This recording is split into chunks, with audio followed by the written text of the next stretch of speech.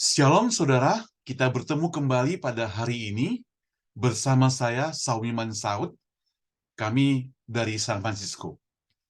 Saya mengajak kita saudara untuk membaca dalam Alkitab Roma pasal 12. Saya akan membacakan buat saudara mulai ayat 9. Demikian firman Tuhan. Roma 12 ayat 9. Mari kita perhatikan Alkitab kita. Tema yang diberikan oleh Lembaga Alkitab Indonesia adalah nasihat untuk hidup dalam kasih. Ayat 9. Hendaklah kasih itu jangan pura-pura. Jauhilah yang jahat dan lakukan yang baik. Hendaklah kamu saling mengasihi sebagai saudara dan saling mendahului dalam memberi hormat. Janganlah hendaknya kerajinanmu kendor. Biarkanlah roh menyala-nyala dan layanilah Tuhan. Bersukacitalah dalam pengharapan, sabarlah dalam kesesakan, dan bertekunlah dalam doa. Bantulah dalam kekurangan orang-orang yang kudus, dan usahakanlah dirimu untuk selalu memberikan tumpangan. Berkatilah siapa yang menganiaya kamu, dan berkatilah dan jangan mengutuk. Bersukacitalah dengan orang yang bersukacita, dan menangis dengan orang yang menangis. Sampai ayat ke-15 terlebih dahulu. Kita berdoa. Bapa di surga, kami sudah membaca firman-Mu. Pakailah hamba-Mu yang terbeban untuk share bagian ini, agar hari ini kami sungguh boleh diberkati Tuhan.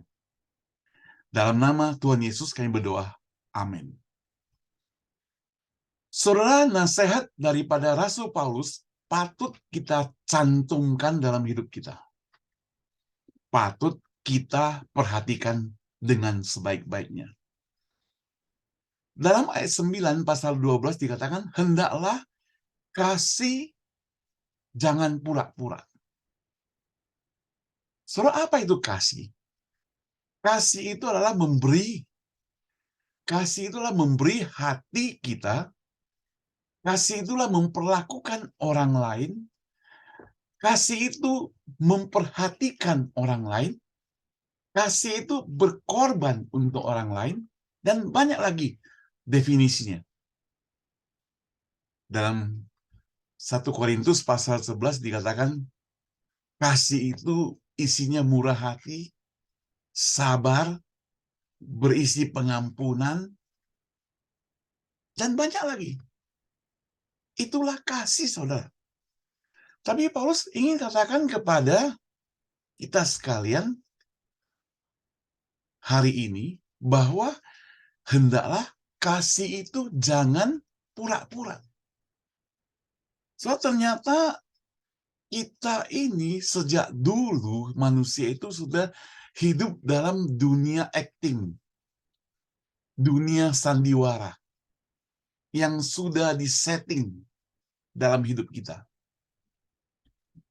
Jadi kalau dikatakan ada sandiwara dalam hidup orang, benar. Kadang saudara, karena iman kita tidak kuat, karena kita lemah, karena kita masih menyimpan rasa egois, masih menyimpan manusia lama, maka saudara, kasih yang kita praktekkan itu bisa bersifat pura-pura. Soalnya kita bisa memberi pertolongan kepada orang lain, tapi pura-pura. Yang penting ada uang, kita bisa menolong dia, kita bisa memberikan kepada dia uang, tapi pura-pura, saudara. Kita tidak sungguh-sungguh mengasihi orang itu. Kita hanya mau memberi, tidak mau susah. Saya ingat sekali, saudara, dan ini saya ulang terus-menerus. Ketika waktu saya tinggal di Surabaya, makan malam di satu jalan yang namanya Kedung Doro. Saya pikir masih ada sampai sekarang. Kita duduk pesan makanan, sedang menanti makanan, orang mulai lewat. Main gitar, pengamen. Maksudnya mau minta uang, saudara. Ada yang ambil tutup botol, kecek, kecek, kecek, kecek. Itu tujuannya mau minta uang kepada kita. Ada yang orang buta, digandeng oleh orang sehat, anaknya barangkali, mau minta uang. Itu semuanya berbaris, saudara. Dan kita sebagai orang yang pelanggan di sana mau makan, melihat suasana seperti itu kan terganggu. Benar kita kasih dia uang, benar kita tolong dia seakan-akan memberi dia 500.000, tetapi saudara ingat bahwa apa yang kita lakukan tidak berdasarkan kasih, saudara. Kita hanya egois. Kalau bisa orang itu cepat-cepat pergi dari sini. Kalau bisa orang itu jangan dekat ke sini. Celakanya saudara, di Kedung Doro itu, waktu saya masih tinggal di sana, bukan hanya satu yang datang, bisa datang 1, 2, 3, ada kawan-kawannya saudara. Saya bisa bayangkan, kita mempraktekkan seakan-akan kita memberikan pertolongan, seakan-akan kita kasihkan uang, tapi tujuan kita bukan karena kasih, tapi supaya engkau cepat pergi. Jadi saya pikir ini yang disebut dengan kasih yang pura-pura. Kasih yang pura-pura. Saudara, kasih yang pura-pura bukan berarti kita pura-pura tidak tahu. Kita tahu. Bukan berarti kita tidak bertindak. Kita bertindak, tapi tidak dengan sepenuh hati. Tindakan kita itu tidak murni. Tindakan kita itu bisa kita jalankan, mungkin setelah itu kita ngomel-ngomel. Tindakan itu bisa kita lakukan, kita tolong orang lain, setelah itu kita mungkin marah-marah. Nah, saudara yang dikasihi Tuhan, inilah barangkali yang Rasul Paulus mengajarkan kepada setiap kita, hendaklah kasih itu jangan pura-pura. Kalau kita mau praktekkan kasih murni, lakukan, rela berkorban, mengasihi dia dengan sabar, tidak mengeluh. Nah, ini kasih yang tidak pura-pura. Kasih Yesus kepada kita itu bukan kasih yang pura-pura, saudara. Dengan dia rela mati di atas kayu salib, itu sudah membuktikan bahwa kasihnya itu murni. Dia korbankan dirinya untuk kita. Murni, saudara. Tidak ngomel, saudara. Di atas kayu salib, dia masih bisa katakan, ya Bapak, ampunilah mereka, sebab mereka tidak tahu apa yang mereka perbuat. Sebenarnya ini kasih yang perlu kita terapkan dalam kehidupan kita. Saya mau bertanya kepada Anda yang kebetulan mendengar apa yang saya share pada hari ini. Apa yang saudara praktekkan menolong orang, memberi sesuatu kepada orang, apakah itu sudah dengan hatimu yang murni? Bahkan saudara, kadangkala ada orang memberikan persembahan ke pelayanan gereja ataupun pelayanan Tuhan, tidak murni, saudara. Maafkan saya, kadang mau mencari nama. Kadang supaya kelihatan seakan-akan dia itu, tanda kutip, bermurah hati. Jangan seperti itu. Manusia tidak tahu, pendeta Anda tidak tahu. Bahkan keluarga Anda pun tidak tahu. Tapi ingat, Tuhan itu tahu. Sebab manusia, saya dan para pendeta, ataupun siapa saja majelis gereja, melihat apa yang di depan mata saja, tapi Tuhan melihat dalam hati kita, saudara. Maka di hadapan Tuhan tidak bisa pura-pura. Kita bisa katakan seakan-akan sungguh-sungguh, tapi kenyataannya pura-pura, saudara. Dilanjutkan, saudara, ayat 10. Hendaklah kamu saling mengasihi sebagai saudara. Ini penting, saudara. Saling mengasihi dan juga sebagai saudara, saudara. Ada keterikatan kita sebagai sama-sama anak Tuhan. Saling mengasihi. Mengapa perlu diberikan nasihat seperti demikian? Karena kenyataannya, saudara, realitanya, saudara, faktanya, saudara, di dunia ini, anak-anak Tuhan mengaku sebagai anak-anak Tuhan tidak saling mengasihi, tapi saling gontok-gontokan, saling bermusuhan.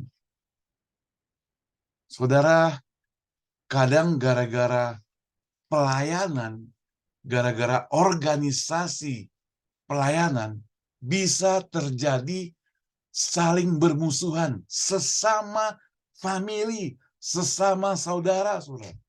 Sesama saudara kandung pun bisa, saudara. Jujur saja, saudara, pernah terjadi di dunia ini, bukan? Ketika engkau tidak terpilih jadi pengurus, tidak terpilih jadi bendahara, tempat-tempat yang basah, apalagi tidak terpilih jadi ketua, saudara. Mungkin rambutnya mulai jingkrak. Marah, protes. Kenapa? Saya tidak dilibatkan. Kenapa? Kenapa? Nah, saudara, firman Tuhan menegur kita. Hendaklah kamu saling mengasihi, bahkan kepada orang yang bukan saudara kandung, tapi hidup dalam Tuhan. Tetap harus saling mengasihi sebagai saudara. Apalagi kita yang bersaudara, saudara. Ada kata hendaklah saling mendahului dalam memberi hormat. Ini juga membuat kita perlu ingat kembali. Mendahului, memberi hormat. Saudara, kata mendahului artinya kita lebih duluan. Kata mendahului artinya orang lain belum lakukan, kita sudah lakukan. Nomor 1, praktekkan terlebih dahulu. Jadi contoh. Itu mendahului. Tapi kalau di belakang namanya ikut-ikutan. Mendahului penting. Jadi pemimpin. Jadi hendaklah kamu saling mendahului. Saudara bayangkan. Kalau di dalam persekutuan, dalam suatu organisasi pelayanan, masing-masing saling mendahului, memberi hormat. Tentu luar biasa, kan? Tapi saling tunggu, saling menunggu, kamu duluan dong. Kamu kan lebih muda. Kamu kan anak buah saya. Nah, kamu kan lebih miskin, apalagi ada katakan lebih. Saya ini orang kaya loh. Mobilku mobil mewah. Kamu harus menghormati aku. Aku bosmu. Saudara, kalau rasa bos masih dibawa ke gereja, celaka. Karena di dalam pelayanan gereja hamba Tuhan, anak Tuhan, kita setara. Kita adalah orang-orang berdosa yang atas anugerah dan kemurahan Tuhan diangkat menjadi anaknya karena kita percaya dan menerima Tuhan sebagai juru selamat. Sekarang kita jadi anaknya, maka kita setara, sama-sama orang berdosa. Jadi nggak ada yang bilang, kamu bos, kamu harus lebih dulu. Kamu harus lebih dulu menegur aku. Kan saudara pernah dengar, baik di gereja atau di mana saja, saudara kenapa kok nggak ngomong dengan orang itu? Dia nggak menegur aku.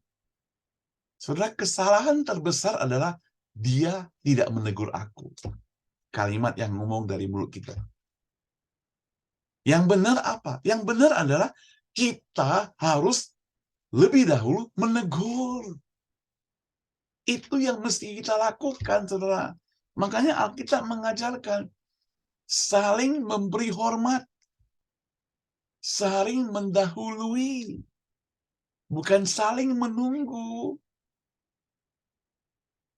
Saudara, ini nasihat-nasihat dari Rasul Paulus yang sangat-sangat bermanfaat untuk kehidupan kita, praktek sehari-hari sebagai orang percaya. Pasal 12 ayat 11 dilanjutkan dengan, janganlah hendaknya kerajinanmu kendor, biarlah rohmu menyala-nyala dan layanilah Tuhan. Kata bernyala-nyala itu berkobar-kobar, tetap semangat.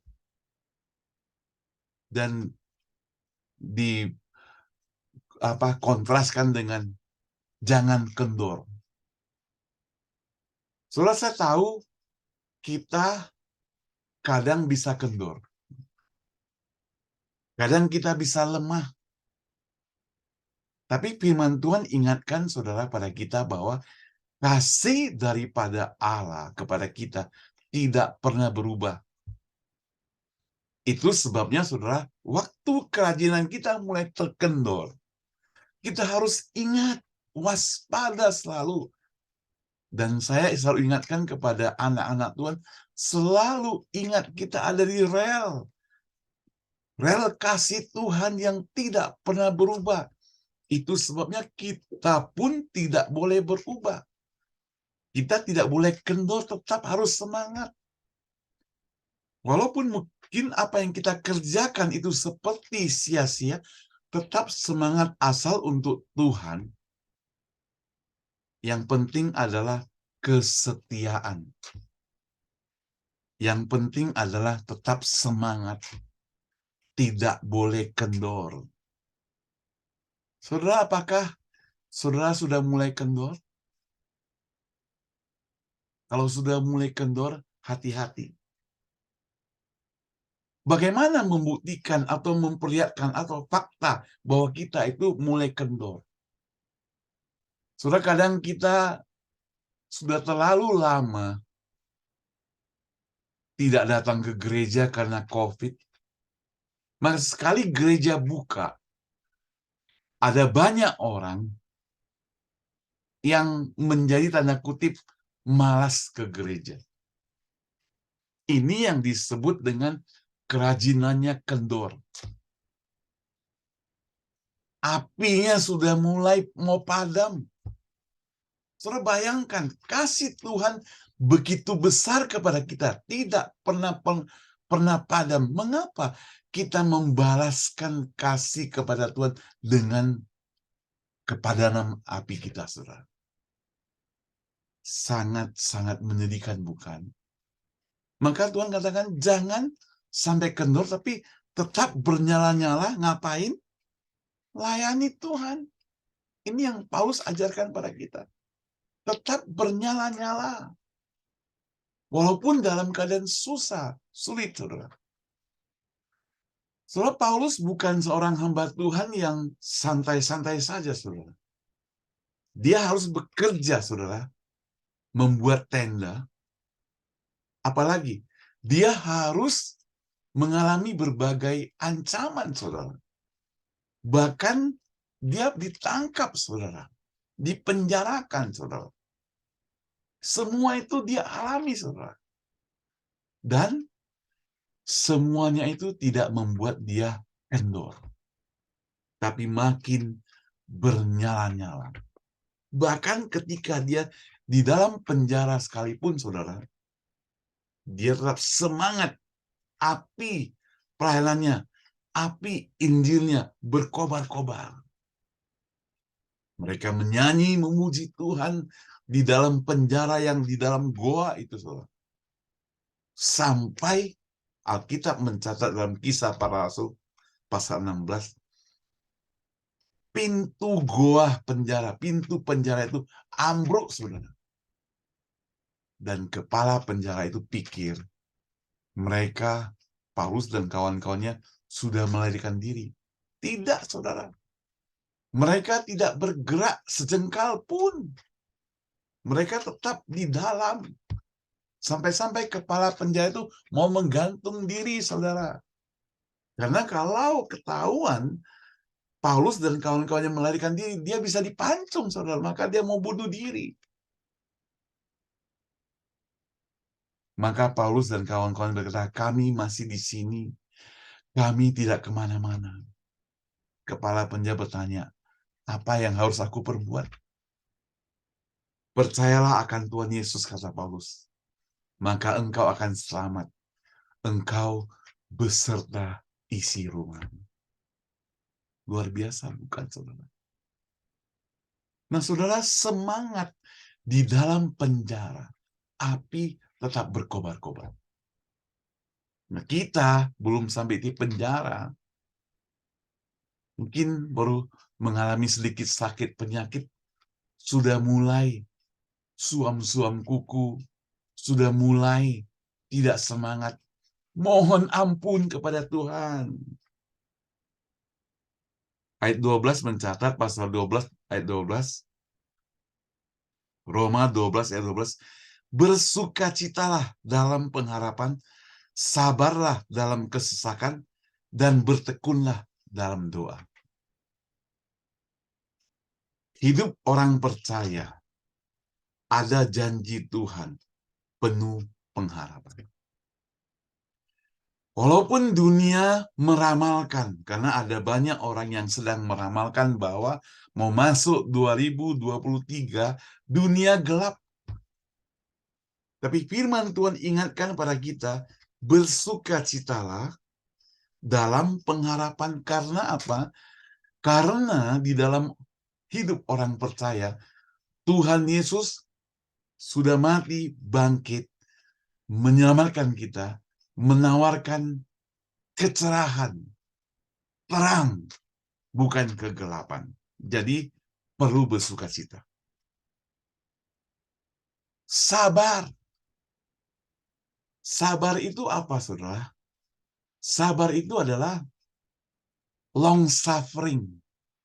Kalau long suffering itu berarti bertahan lama dalam penderitaan. Itu sabar.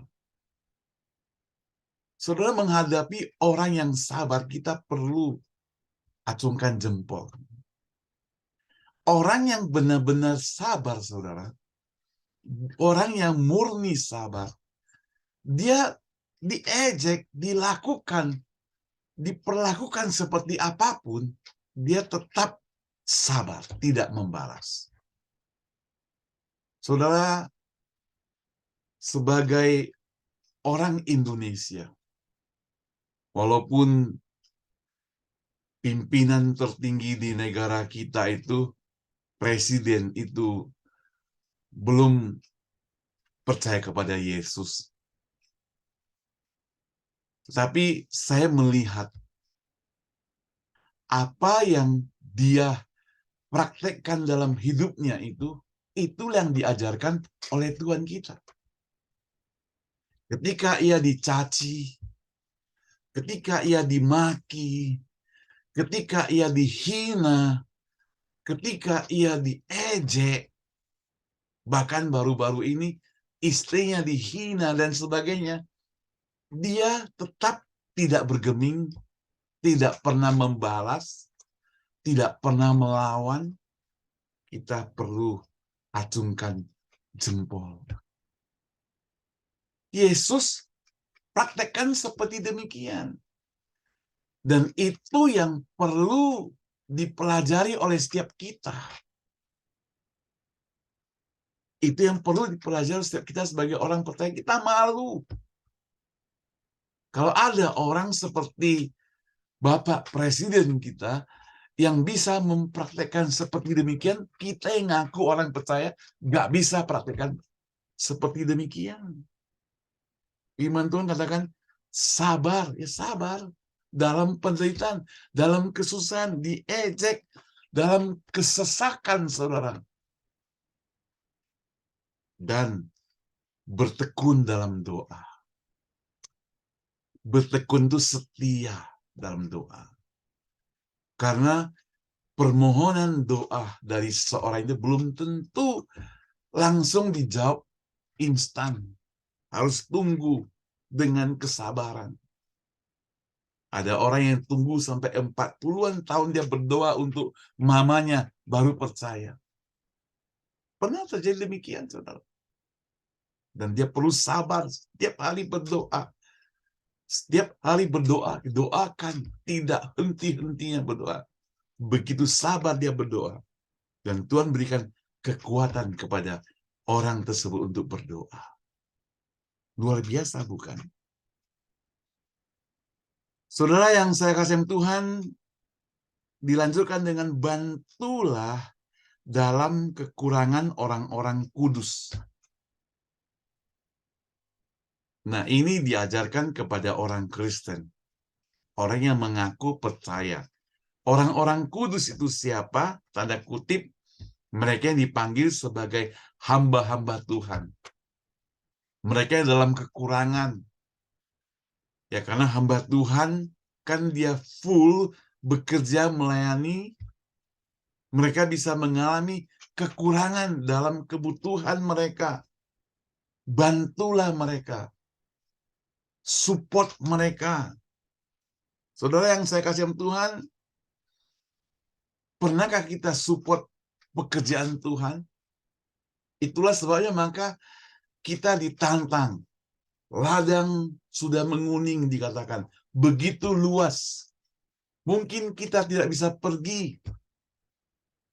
Karena kita banyak pekerjaan di kota Anda. Tetapi dengan apa yang engkau miliki, engkau bisa persembahkan kepada gerejamu, kepada hamba Tuhan untuk pergi, untuk lakukan pekerjaan tersebut. Maka di sini bantulah orang-orang kudus dan usahakan dirimu untuk selalu memberikan tumpangan. Soalnya kata memberikan tumpangan, saya pikir itu pengertian lebih luas. Tidak hanya melulu numpang di rumahmu, tapi bantulah orang, naungilah dia, peliharalah orang tersebut, jaga orang tersebut, dan itu dilakukan selalu. Kalau melihat ada orang yang membutuhkan, selalu bantu. Kalau melihat ada orang yang menderita, selalu kita mau menolong. Ringan tangan, cepat tanggap. Tapi sekali lagi, saudara, balik lagi ke atas ayat yang ke-9, jangan pura-pura kasihnya. Harus yang murni. Seperti orang Samaria. Ya, seperti orang Samaria tersebut. Saudara, perhatikan bagaimana dipraktekkan tentang bantuan orang Samaria. Itulah yang perlu kita sama-sama lakukan. Berkatilah siapa yang menganiaya kamu. Berkatilah dan jangan mengutuk. Ini suatu tantangan buat kita. Tadi saya sudah singgung. Perlu panjang sabar. Hanya orang yang panjang sabar, hanya orang yang bersabar dapat memberkati siapa yang menganiaya kita. Jadi kalau ada orang yang sampai merugikan kita, ada orang yang merencanakan mencelakakan kita, bahkan sudah pun mencelakakan kita, orang tersebut tetap saja diberkati, diampuni. berkatilah, jangan mengutuk. Apalagi kita mengutuk, saudara. Jadi kepada orang yang menganiaya kita, saudara, hari ini kalau kepada orang yang menganiaya kita, kita masih mau balas, itu artinya kita masih dendam. Padahal firman Tuhan mengajarkan pada kita tidak boleh dendam. Karena dalam hidup kasih itu ada pengampunan. Maka kalau kita masih membalas dengan kutukan, itu berarti kasih kita itu pura-pura. Jadi kuncinya begitu gampang terlihat, saudara, langsung terbongkar. Kalau kasih yang benar itu ada pengampunan. Kasih yang benar itu membalas kutuk dengan berkat. Dan satu hal lagi, bersukacitalah dengan orang yang bersukacita, dan menangislah dengan orang yang menangis. Ini sekali lagi praktis dalam kehidupan orang percaya, harus dipraktekkan ya. Secara praktek, bersukacita dengan orang yang bersukacita. Gampang tidak? Belum tentu, saudara. Saudara, kadang kita berhasil, jangan pikir teman kita itu senang, saudara. Apalagi musuh tambah tidak senang. Kita berhasil, musuh itu akan jingkrak. Kadang, saudara, kita berhasil, teman kita sendiri pun akan jingkrak. Mereka berkata, kenapa kok dia berhasil, bukan aku? Kenapa kok dia, bukan aku? Tapi firman Tuhan katakan, bersukacitalah dengan orang yang bersukacita. Nah, saudara, itu berarti kita mesti dengan rela, tidak pura-pura mempraktekkan kasih seperti demikian. Bahkan menangis dengan orang yang menangis. Saudara, apa yang terjadi? Seringkali di dunia ini kebalikan. Melihat orang susah, kita ketawa. Melihat orang menderita, kita senang. Dan kita suka melihat orang menderita. Tapi Alkitab mengajarkan, ikut merasakan. Saudara, kalau sudah ikut merasakan, berarti kita harus siap-siap membantu. Lanjutannya itu demikian. Harus siap-siap membantu. Itu yang perlu kita perhatikan dengan sebaik-baiknya. Nah, saudara, kalau kita mau lanjutkan di ayat yang ke-16 ya. Pasal 12, Roma 12 ayat 16. Hendaklah kamu sehati sepikir dalam hidupmu bersama. Janganlah kamu memikirkan perkara-perkara yang tinggi, tapi arahkanlah dirimu kepada perkara-perkara yang sederhana. Janganlah menganggap dirimu pandai. Janganlah membalas kejahatan dengan kejahatan. Lakukanlah apa yang baik bagi semua orang. Sedapat-dapatnya, kalau hal itu bergantung kepadamu, hiduplah dalam perdamaian dengan semua orang. Ayat 19, saudara-saudaraku yang kekasih, janganlah kamu sendiri menuntut pembalasan, tapi berilah tempat kepada murka Allah. Sebab ada tertulis, pembalasan itu adalah hakku. Akulah yang akan menuntut pembalasan. Firman Tuhan. Tapi jika seterumu lapar, berilah dia makan. Jika ia haus, berilah dia minum. Dengan berbuat demikian, kamu menumpukan bara api di atas kepalanya. Jangan kamu kalah terhadap kejahatan, tapi kalahkan kejahatan dengan kebaikan. Saudara, saya sangat suka di Roma pasal 12 ayat 9 sampai ayat 21 ini. Sekarang kita masuk di 16. Dikatakan, hendaklah kamu sehati sepikir dalam hidupmu bersama-sama. Jangan kamu memikirkan perkara-perkara yang tinggi. Apa itu perkara-perkara yang tinggi? Kalau saya pikirkan di sini, perkara-perkara yang tinggi adalah perkara-perkara yang mungkin tidak masuk akalmu. Perkara-perkara yang mestinya tidak dilakukan oleh engkau. Tapi pikirkanlah perkara-perkara yang sederhana. Maka kalau kasih itu benar, menurut penafsiran saya, jangan berjanji yang muluk-muluk. Lakukan apa yang kita lakukan. Itu pikiran yang sederhana. Jangan omong besar. Itu pikiran yang tertinggi. Jangan sombong. Sombong itu tinggi. Maka dikatakan sombong itu tinggi hati. Tapi perkara-perkara yang sederhana arahkan. Kenapa saya katakan itu? Karena di ayat yang terakhir itu, pasal 12 ayat 16 bagian terakhir dikatakan, janganlah menganggap dirimu pandai.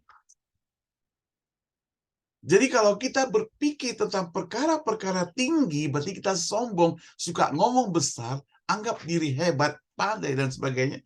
Maka orang ini sedang tinggi hati, sombong, menganggap diri hebat, menganggap diri pandai. Jangan sampai terjadi dalam hidup kita sebagai orang percaya.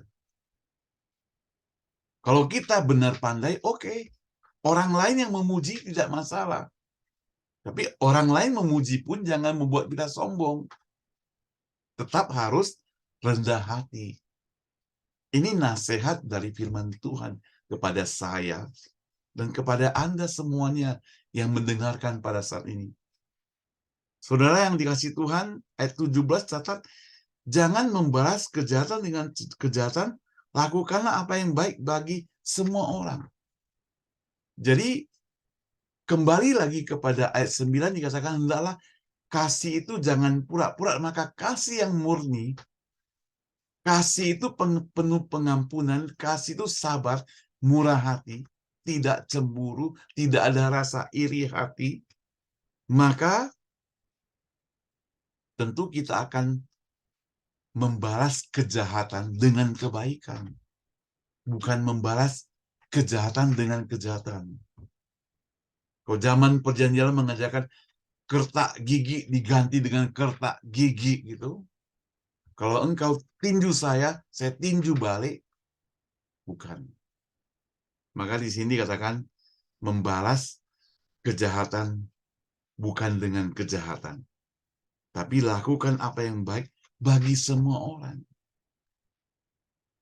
Setelah ingat, kebaikan yang kita lakukan akan membuat orang bersukacita.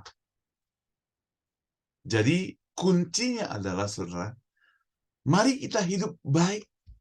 Itu sudah menang. Tahap pertama sebagai orang percaya. Ketika kita lakukan hal yang jahat, kita kalah. Makanya tidak gampang sebenarnya menjadi orang percaya. Gak gampang, saudara. Banyak hal yang perlu kita praktekkan yang sesuai dengan firman Tuhan. Dan saya pikir, tidak membalas kejahatan dengan kejahatan itu juga diajarkan oleh orang yang bukan Kristen. Di luar sana juga ajarkan demikian. Kalau di luar sana juga mengajarkan demikian, kita prakteknya terbalik, kan lucu, saudara.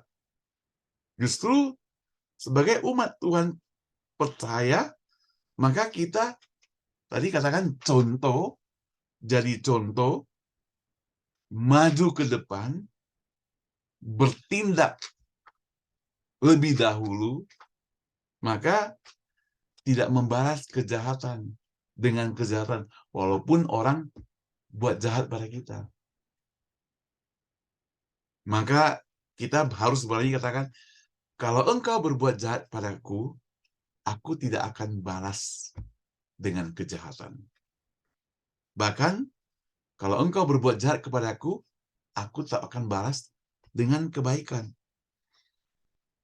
Kalau kita tidak sanggup, kita berdoa. Saya yakin Roh Kudus akan memberikan kita kesanggupan, saudara, untuk lakukan hal seperti demikian. Saudara-saudaraku yang kekasih, janganlah kamu sendiri menuntut pembalasan, sebab berilah tempat kepada murka Allah, sebab ada tertulis pembalasan itu adalah hakku. Akulah yang akan menuntut pembalasan, firman Tuhan. Tadi saya katakan, jangan membalas kejahatan. Karena kejahatan itu merugikan kita. Tapi lakukan dengan kebaikan. Kalau kita sudah lakukan kebaikan, orang tetap berbuat jahat, tetap kita serahkan pada Tuhan. Bukan kita yang menghakimi. Karena di sini dikatakan, jangan kamu sendiri menuntut pembalasan. Saya jadi ingat, saudara, waktu Musa dikata-katai oleh abangnya Harun dan juga kakaknya Miriam, karena dia mengambil perempuan Kusi jadi istrinya orang asing. Dia tidak membalas. Dia berdiam diri. Tapi saudara, Allah yang melakukan pembalasan. Perhatikan, Miriam kena penyakit kusta. Gara-gara dia kena penyakit kusta, orang Israel itu harus berhenti, tidak boleh bergerak selama 7 hari 7 malam. Sampai kepada Musa datang kepada Allah. Dia doa apa? Ya Allah, sembuhkanlah dia. Dia gak bilang, ya Allah, mampuslah dia. Kenapa ngomong aku? Gak. Ya Allah, sembuhkanlah dia. Bahasa praktisnya, sembuhkanlah ceceku. Ya Allah, sembuhkan dia. Saudara yang saya kasih Tuhan, tapi Tuhan tahu. Tuhan akan mempermalukan dulu kakaknya itu. Maka di sini, pembalasannya adalah hak daripada Tuhan Allah. Kita gak berhak membalas. Kita hanya berdoa untuk mengampuni. Doa kita pun bukan doa yang mencelakakan, saudara. Doa yang mengampuni. Ayat 20 pasal 12.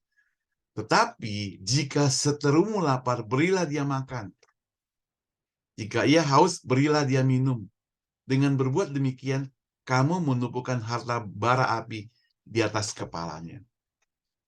Justru musuh itu sampai lapar, kasih dia makan. Tolong dia. Tolong musuhmu yang susah. Dengan demikian, engkau akan mempermalukan orang tersebut. Karena dia sudah jahat kepada kita, kita masih baik kepada dia. Kita sudah meletakkan bara api di kepalanya. Dia susah, saudara, melihat kejadian seperti demikian. Saya sudah jahat, saya malu. Saya sudah bertindak hal yang merugikan, tapi kok dia itu tetap mengasihi aku. Ada apa itu? So, bayangkan kalau itu kita praktekkan dalam kehidupan kita sehari-hari. Ada orang yang sudah bertindak jahat pada kita tetap baik pada dia. Kita tetap menolong orang itu. Kita tetap mengasihi dia. Kan orang itu bertanya, kenapa? Saya sudah jahat padamu, kamu kok sayanglah kepadaku? Masih mau perhatikan aku? Jawaban kita, karena aku ini anak Tuhan. Aku ini percaya pada Yesus. Aku ini sudah diselamatkan. Aku ini dikasihi oleh Tuhan. Tuhan mengampuni aku. Aku juga harus mengampuni engkau.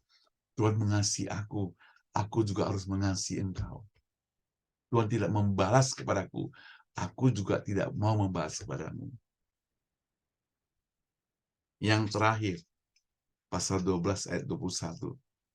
Janganlah kamu kalah terhadap kejahatan, tapi kalahkan kejahatan dengan kebaikan. Sekali lagi saudara, bukan kita melawan orang yang berbuat jahat.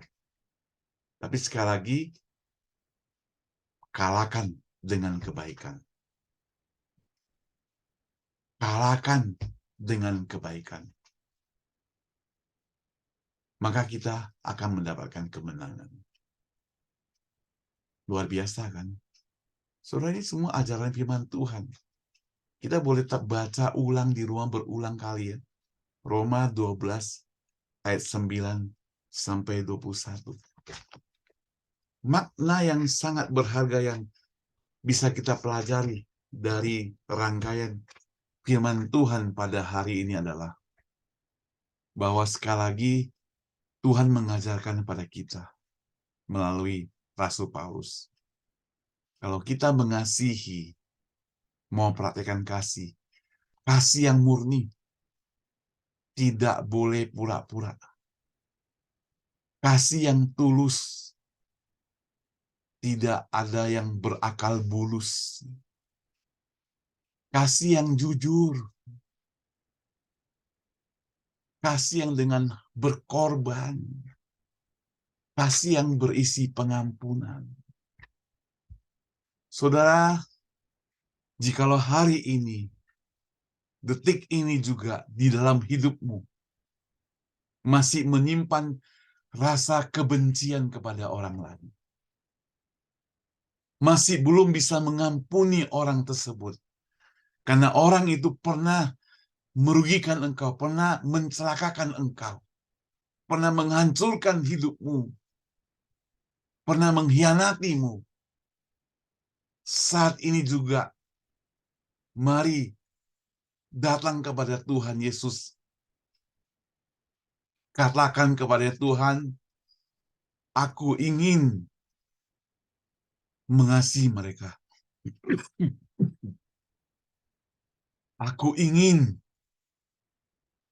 mengampuni mereka. Aku ingin berbuat baik kepada mereka. Saudara, Yesus sudah mati di atas kayu salib. Ketika dia berada di atas kayu salib, orang-orang yang menyalibkan dia itu dia ampuni. Dia katakan, dia Bapa, ampunilah mereka, sebab mereka tidak tahu apa yang mereka perbuat. Tadi saya kasih contoh, Musa, waktu dikata-katai oleh kakaknya Miriam, dia katakan, ya Allah, sembuhkanlah dia. Sekarang saudara, kita sebagai pengikut Tuhan, anak-anak Tuhan, ada orang yang merugikan kita, ada orang yang menghancurkan kita. Kita kalau mau jujur di hadapan Tuhan, mau praktikkan kasih yang tidak pura-pura, kita harus mengampuni mereka. Kita harus melupakan apa yang mereka pernah lakukan pada kita dan ampuni. Ya mungkin kita tidak bisa lupakan, paling sedikit kita tidak ingat-ingat kembali. Tidak ungkit-ungkit kembali. Mari kita berdoa. Tuhan Yesus, Bapa kami di surga, kami sekali lagi datang padamu Tuhan. Kami mau doakan Tuhan untuk setiap orang yang mendengarkan firman Tuhan ini. Dimanapun mereka berada Tuhan. Kalau mereka masih menyimpan dendam, keterikatan pada dosa, menyimpan kemarahan, menyimpan kebencian, kasih yang mereka praktekkan masih pura-pura. Ampuni Tuhan kami. Tolong kami Tuhan, supaya kami boleh hidup bertobat, berbuah.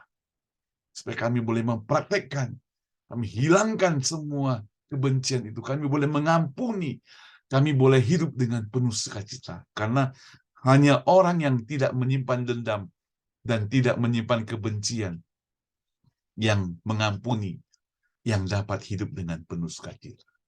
Kami rindu itu Tuhan. Dengar doa kami Tuhan. Dengar doa kami. Dalam nama Tuhan Yesus yang berdoa. Amin. Saudara sekalian, terima kasih engkau dan teman-teman semua sudah mendengarkan perenungan firman Tuhan ini. Jikalau saudara Anda mendapatkan berkat melalui perenungan hari ini. Share kepada orang lain video ini. Katakan bahwa engkau dapat berkat. Engkau juga boleh beri komentar di bawah bahwa engkau dapat berkat apa saja. Ceritakan pada orang lain supaya orang lain juga mau melihat apa yang saya sharekan pada hari ini. Dimanapun Anda berada saat ini, saya ingin katakan bahwa Yesus mengasihi engkau.